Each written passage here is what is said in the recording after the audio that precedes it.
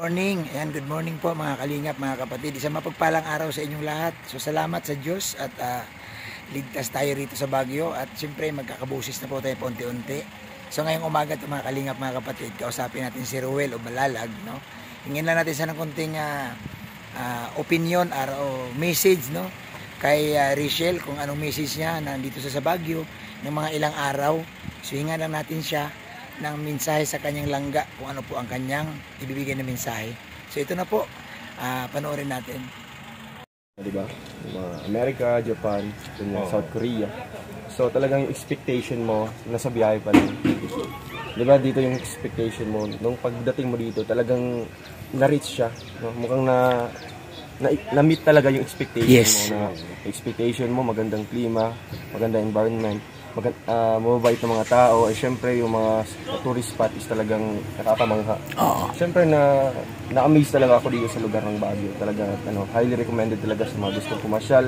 No, kaya syempre yung mga hindi ko makalimutan dito is yung mga Instagrammable na mga tourist spot. Diba? Pupunta ka lang sa isang lugar, halimbawa Botanical Garden. Ang ganda doon, no? Anywhere pwede kang mag-take ng pictures, no? Mag-take ng mga videos. Talagang highly recommended siya. Eh syempre yung mga tao dito talagang napaka-approachable, napakabait, and syempre mapagmahal sa mga kapwa dito, no? Oo. Kaya nakikita natin doon sa along the way, di ba? Kahit ganyan yung yung kalsada nila, hindi siya gaano kalapad, pero yung mga tao nagbibigayan sila. Disiplina. Oo, wala talagang, halimbawa, yung mait yung ulo kaagad. Walang sumisigaw-sigaw.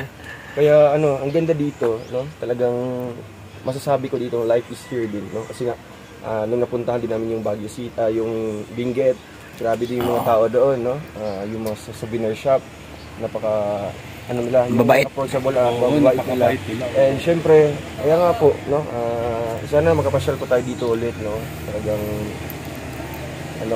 loobin. Napaka-memorable, napaka-unforgettable na first punta namin dito sa Baguio City. Kaya hindi namin ito makakalimutan. Syempre, yung mga memories dito is na-build na, di ba? Sa tayong lahat, no? Mga Team Kalingap. And syempre, magsisilbi itong yung alaala na lang sa susunod na mga pagbalik natin dito, na sa unang pagbalik, no, may kwento na lang natin sa ating mga kasamahan na first met natin dito, kung ano yung na-experience natin. Kaya ayun, napakasaya natin, and actually hindi naman sulit talaga yung ilang araw na 3 days yan. Kulang. Marami pa tayong hindi napuntahan ng mga tourist dito. Mga lugar na talagang kamangha-mangha or pinapasyalan o dinadayo ng mga turista. Kaya sana for the next time, no, maglaan tayo ng mga medyo mahabang oras o araw para talaga mapuntahan, no, or yun nga, mapuntahan natin talaga, ma-enjoy or ma-experience natin kung ano-anong mga nila Dong, hindi pa nga tayo nakakain ng mga favorite food dito sa Baguio, yung mga niluluto sa kawayan, yung mga ganon, delicacies nila. Hindi pa tayo nakasubok. Pero somehow masaya man din, no, kasi nga at least ito yung first time natin na nakasama si Kuya Bal sa kanyang birthday dito sa Baguio City, diba? Napaka-memorable na ito na birthday ni Kuya Bal kasi sama-sama tayo, no? Dito pa sa summer capital of the Philippines, sa Baguio City, no? Kasi ito talaga yung yung pinapangarap ng bawat tao. Maging ako din, no, nung na-interview ako ni Kalinga Prab sa serye namin ni Rachel. Parehas kami ng dream place dito sa Philippines. Ito talaga yung Baguio City. Kaya ngayon unti-unti nang natutupad 'yun. Kaya malungkot lang kasi nga ako yung una nakapunta dito. Pero yun nga po, hindi ko talagang in-experience muna. Halimbawa yung pagsuot ng mga Igorot attire, mga ganyan, picture sa mga kasi gusto ko ma-experience sa dalawang ako, di ba? Kasi ang sarap sa feeling na magkaroon kayo ng memories, kayong dalawa na nagpa-picture dito sa ganito, nagsuot kayo ng mga ganitong attire na kayong dalawa, no? Kaya mahirap naman dong. Alam mo naman may mga second time around, no? Mahirap dong pag yung magpa-attire ito ikaw lang mag-isa. Diba? Picture ka na para parang may hinahanap ka. Sasakay ka ng kabayo, ikaw lang mag-isa. Picture ka doon sa logo ng Botanical Garden. Wala lang, ganyan ka lang. Wala lang. Kaya din siya, napaka-recommended din siya sa mga tao na pumunta kayo dito as a friend or group of friends, circle of friends or family or your loved ones. Kasi ang ganda dito, no, mas talagang nakaka-relax, no? Kahit man na maglakad ka dito, kahit hanggang saan, no, hindi ka mapapagod kasi yung atmosphere niya, no, yung kanyang environment, yung ambience niya dito is talagang napaka-refreshing sa katawan, no? Kahapon nga, sumayaw kami ni Mr. J, hindi kami hiningal. Kasi nga, malamig, no? Iba pa rin yung, yung init talaga. Tapos sumasayaw ka, pagkatapos nun, hingal ka doon. Hinihingal ka. Kaya, ayun, salamat kay Kuya Victor, no, sa opportunity na ma-interview ako ngayon. And, yan, sa mga gusto pong pumasyal dito, mga kalingap, no, yun nga po, highly recommended siya dito. Maging sino, no, maging taga saan man, no, kahit mga taga ibang bansa man. Talagang, huwag niyo pong palampasin sa buhay niyo yung Baguio City. Thank you so much po. Dong, last message daw, nag-request yung mga viewers mo, message mo si Rachel. Anong message mo? Ay, shoutout po kay Langga Rachel. No? Siyempre, ito, no, naintindihan naman po niya kung bakit pumunta tayo dito. And siyempre, naintindihan din ng mga viewers or mga supporters kung bakit ako lang mag-isa dito. And siyempre, yung message ko lang kay Langga is, ayan, mag-iingat ka dyan, no? Siyempre, pauwi na kami. Oo. And yun nga, yung mga pinapangako ko ng mga pasalubong. Kahapon, may time kami, may opportunity kami para bumili. Kaya, ginrab namin yung opportunity na yun para makabili. Kasi ngayon, baka ngayon, diretso ng uwian, di ba? At least, nakaano tayo dito. And ayun, thank you so much sa sa paalala lang kahit nandito ako, yung talagang mag-rest kaagad daw, no? Kakain, and syempre, yun nga, mas i-enjoy ko. Pero talagang kahit ganun man, hindi ko talaga magawa. Tinatry ko yung self ko na mag-enjoy. At least paano na-enjoy ko naman. No? Na-enjoy mo as individual, pero hindi, kulang yun eh. Oo, syempre ini-enjoy ko as a group na lang. Yes. No? Kasi nga iba din yung samahan natin, yung Team Kalingap na ganito, mukhang sa atin, mukhang outing na rin or relaxation na nandito tayo. Kaya salamat kay Kuya Val Santos Matubang, no? Kasi nga lahat ng pangarap ng bawat isa na makapunta dito is nagkatotoo dahil sa Team Kalingap. Kaya pasalamatan natin and yan. Oo. At saka dong message mo sa yung meet and greet kahapon, ang dami nag-aabang. Message ka na. Ay sa mga na-meet ko po along the way kahit naglalakad pa lang kami, grabe. Ruel. Hindi na nga ako nag-stuck sa isa kasi nga pag tambay ako sa isa, talagang dagsa yung mga tao. So yung ginagawa ko is maglalakad ako doon. Pero kung may magpapapicture sa magpapapicture man ako. Kasi mahirap pag alimbawa, andun tayo sa isang grupo lang, tapos andun sila Kuya Bal sa kabila, di ba? Mukhang separate siya. So gusto ko talagang humabol ako doon kina Kuya Bal para isang grupo na tayo doon. No? Kaya salamat po sa mga pumunta, sa mga nag-effort, no, na nagbiyahe pa, grabe. Naggastos pa ng ilang libo para makapunta dito sa Baguio City.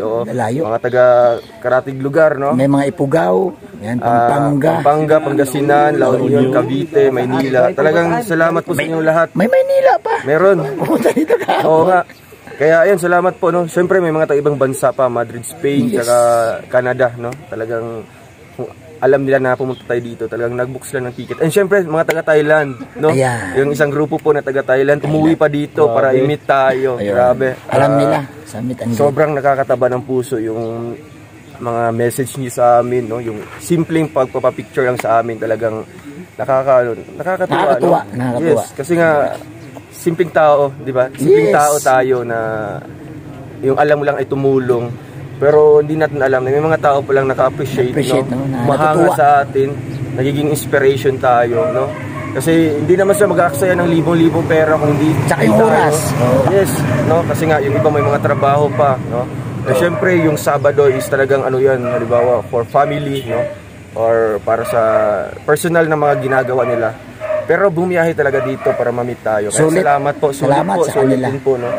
Yung pagpasyal namin dito is masasabi namin hindi siya sulit. Pero yung na-meet namin yung mga supporters dito, yung Team Kalingap na mga supporters, viewers, talagang masasabi namin sulit at napaka-memorable na pagpasyal namin dito sa Baguio. Ayun. Hoping na may marami pang time na makabalik tayo dito. Maulit. Yes. Sa birthday doon ni Casado, baka maulit natin. Grabe. Siyempre kay Kuya Bobby, nakaplan na yan. At saka kay Pastor Murillo. Thank you po, thank you so much. Salamat daw. Thank you. God bless. Salamat sa pagpa-unlock. Ayan, thank you. Ayan. Anong masasabi mo kay Ruel? Anong masasabi mo kay Ruel Umalalag?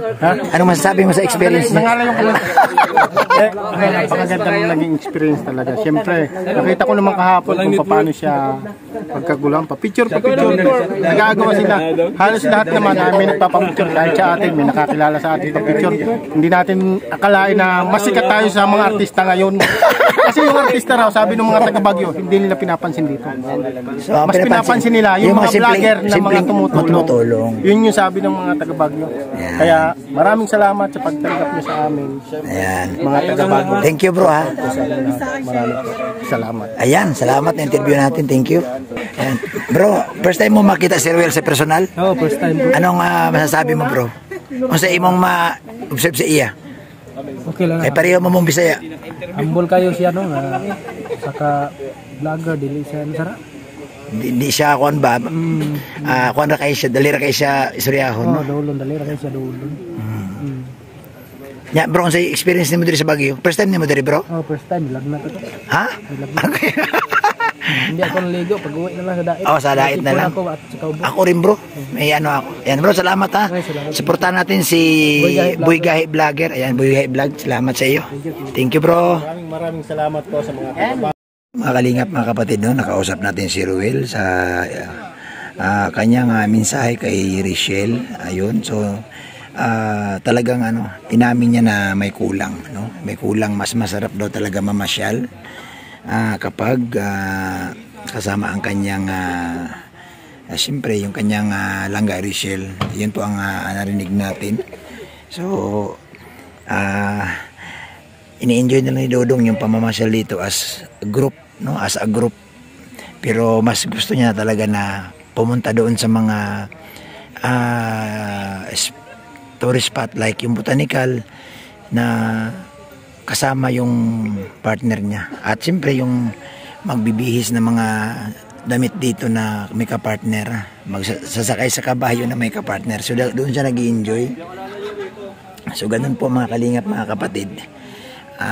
Totoo naman, no? Sinabi ni Ruel. So nakakakilig sa mga viewers dyan. Talaga naman mag-enjoy mo talaga dito sa Baguio. Even si Ruel, no? Inamin niya talaga sa ating interview na napakaganda ng lugar dito sa Baguio. At siyempre mukhang nagpaplano pa si Ruel na babalik, no? Kasama si Richelle dahil ang ganda po ng lugar, ang ganda po ng surroundings, yung klima, ibang klase talaga. At siyempre gusto niya rin siguro na ma-feel talaga na mapuntahan din ni Richelle yung lugar. Kung ano yung mga nakita ni Ruel, makita din ni Richelle. Mga kalingap, mga kapatid, pasensya na kayo sa boses ko at hindi talaga magandaan pa. At siyempre pasalamatan ko rin si Kuya Bal, no? Kuya Bal, salamat at Idna, Kalingap Rab. Salamat din kay Ate Mina, kay Reggie. Yan, salamat kay Lin TV 143 sa suporta, no, na nakasama tayo dito sa Baguio. Maraming salamat sa mga viewers at siyempre pasalamatan ko na din, samantalahin ko na ang pagkakataon. Pasalamatan yung mga yung mga sa meet and greet. Ayan, sa meet and greet po ang daming dumating. Salamat at talagang natutuwa sila na nadalaw sila. Nadalaw sila ng Team Kalingap. So yun po mga Kalingap, mga kapatid. Salamat sa mga taga Benguet, Baguio, no? At pinuntahan na namin dun sa La Trinidad, Benguet. Maraming salamat sa inyong lahat. Isang mapagpalang araw. Pagpalain kayo. Salamat sa suporta sa Team Kalingap. At hindi kayo nagsasawa sa pagsuporta sa mga programa ni Kuya Bal, sa mga advokasya ni Kuya Bal. Maraming salamat po. Muli, mga kapatid, mga Kalingap, pagpalain tayo ng Panginoon. Isang pagpalang araw po sa inyong lahat. God bless.